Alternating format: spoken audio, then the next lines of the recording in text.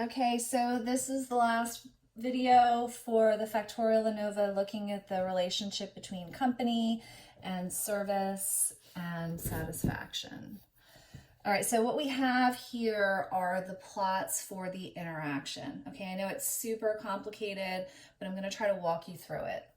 So I've plotted the interaction twice, and you can always do this.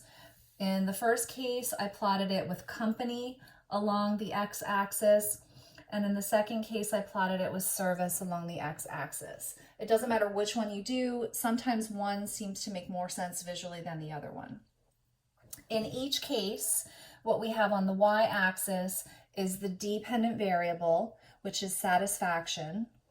And what we've plotted on these charts are the means inside of these cells. All right, so there's 12 cell means here, and in each of these two charts, we've got the 12 cell means plotted. All right, so I'm going to start over here with company. All right, so we've got Hulu, Sling, Pluto TV, and AT&T on the x-axis. And what we're going to be plotting on this chart are the rows. Okay, so where are we here? So we're starting with live. So live is indicated in black over here. So for live, Hulu got a 6, Sling got a 1, Pluto TV got a 3.6, and AT&T got a 5.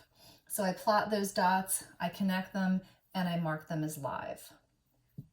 All right, next we're going to plot the DVR row, and that's in blue. So we've got 3, 3, 0, 0, connect the dots, and that's DVR. And then for on demand, that's in green. So we've got 6, 4, 3.68, connect the dots, and that's on demand. All right, if you prefer to do it the other way, if it makes more sense, we can do it by plotting the columns. So we've got live, DVR, and on demand along the x-axis, and we're going to do it by columns. So we're going to start with Hulu, which is in black. So for Hulu, live TV, they gave a 6, DVR, they gave a 3, and on demand, they gave a 6. So connect those dots and label it Hulu. For Sling, which is blue, we've got 1, 3, and 4. Connect the dots, label it Sling. For Pluto TV, which is green, we've got 3.6, 0, 3.6. And then for AT&T, which is red, we've got 5, 0, 8.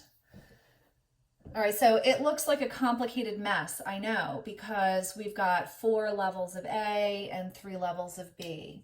But in visually interpreting, oh, and this should, by the way, I think I erased something here. This should be 1.5. In interpreting a chart for the interaction, remember the rule I told you in our last video sequence. If the lines are not parallel, that tells you you probably have an interaction. All right, and these lines are very complicated. They are clearly not parallel lines. Remember, parallel lines move in the same direction.